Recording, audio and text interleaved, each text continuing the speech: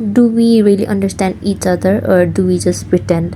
आजको यो वर्ल्डमा हामी कनेक्टेड त छौँ तर it's easier to assume we are being understood पनि भनेर. So the question is are we really listening or just waiting for our turn to speak? So यो भिडियोमा चाहिँ we will explore how people in their 20s and middle age perceive loneliness, regret र life choices.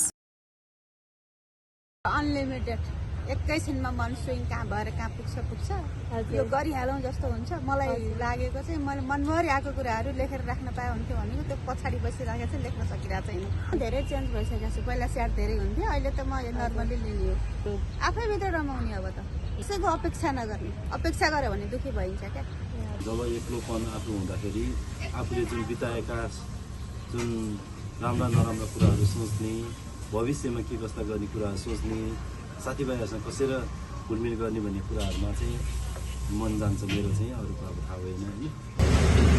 Lonely feel गर्दा त्यस्तो त भएको छैन, तर इनकेस अब अलिक लोन्ली भयो भने चाहिँ म आफूले आफूलाई अब ट्रिट दिन्छु. म कतै जान्छु, आफै एक्लो बसेर खाइदिन्छु, कतै डाँडातिर जान्छु. राइट, लोन्ली हुँदाखेरि त्यही मुभिजहरू भयो, गेम्सहरू भयो, त्यसमा आफ्नो इमोसनलाई कन्ट्रोल गरेर.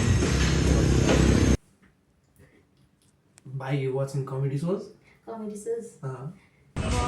TikTok scroll गरेर त्यस्तै आफूको trendy brain out kind of stuff. म चाहिँ अब एक दिन लोन्ली फिल हुँदाखेरि चाहिँ कुनै अब लाइक राइडमा होस् है, एक्लै हुँदाखेरि चाहिँ अब राइडमा कुनै डाँडा पाखातिर चाहिँ एकदम बस्ने, एकान्त बस्ने, आनन्दसँग लाइक यो नेचरमा चाहिँ झुम्ने क्या एकदम. सो त्यसरी चाहिँ ओभरकम हुन सकिन्छ मेरो साइडबाट. अवश्य सुधार्छु. त्यहीबाट केही सिक्छु, पाठ सिक्छु, सुधार्छु. कस्तो लाग्छ भन्दाखेरि आफूले जुन गरेका गल्तीहरूलाई चाहिँ फेरि एकचोटि गर्ने मौका पाए सच्याउन सकिन्छ कि भन्ने जस्तो लाग्छ. र अर्को अब विगतका कुराहरूमा भविष्यमा आउने जटिलताहरू कस्तो समस्याहरूसँग आउने हो, त्यसलाई समाधान कसरी गर्ने हो भन्ने कुरा चाहिँ लाग्छ. अहिलेसम्म यस्तो रिग्रेट त भएको छैन कुराको. यस्तो त भएको छैन, जानु पर्ने भएको रिग्रेट छ. अब सुधार्ने अब त्यही अब लाइक केही कुराले रिग्रेट भएको छ भन्ने हुन्छ नि. लाइक अब त्यो एक्ज्याक्टली कि पोइन्टमा जाने अनि त्यसपछि त्यसलाई कसरी चाहिँ अब सुधार्न सकिन्छ. सो त्यही बारेमा चाहिँ अब अगाडि बढ्ने हुन्छ. अब हामीले यो पहिला अब आफ्नो लाइफमा धेरै गल्तीहरू गरिरहेको हुन्छ. हामी मान्छे नै हो, गल्ती भइहाल्छ हामीसँग. तर पास्टमा भएको चिजहरू चाहिँ हामी पास्टमा गएर चेन्ज गर्न त सकिँदैनौँ. तर रिग्रेट हुन्छ, तर त्यही सिचुएसन पछि आउला भनेर पनि हुँदैन. तर त्यसलाई हामीले पास्टको कुराहरू चाहिँ फ्युचरमा सकेसम्म त्यो चिज नगरौँ. र अब कुनै पनि सिचुएसन हाम्रो पहिला भइसकेको त्यसलाई रिग्रेट गरेर त्यही चिज हामीले दोहोऱ्याउने कुरा त होइन. त्यहाँ गएर हामीले चेन्ज गर्न पनि सकिँदैनौँ. र अगाडिको दिनमा अब त्यसलाई हामीले कसरी डिल गर्ने हो त्यो चाहिँ हामीले एकदम केयरफुल भएर अगाडि बढ्नु पर्यो. त्यस्तो कुनै कुराको रिग्रेट छैन मलाई. इफ सुधार्ने मौका पाएँ भने I will reconsider my academic profile.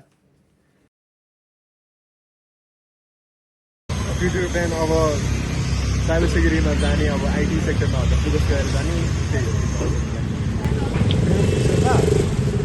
तर अब गर्दैछु मैले होइन पिसिआर, त्यहीबाट केही गर्छु.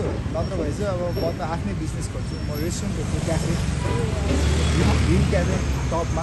फ्युचरमा अब त्यस्तो चाहिँ केही छैन, बट अब मास्टर्स गर्न पाएँ जाने.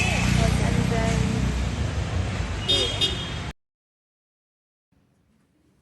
Never put a gap on academics, यही भन्न सक्छु म. जुन वान अफ माई रिग्रेट्स कि ग्याप भएर चाहिँ लाइक एकाडेमिक प्रोफाइलमा प्रब्लम आइरहेछ नि त. So continue with your studies, never put a gap on that. त्यति मात्रै भन्न सक्छु म पहिला.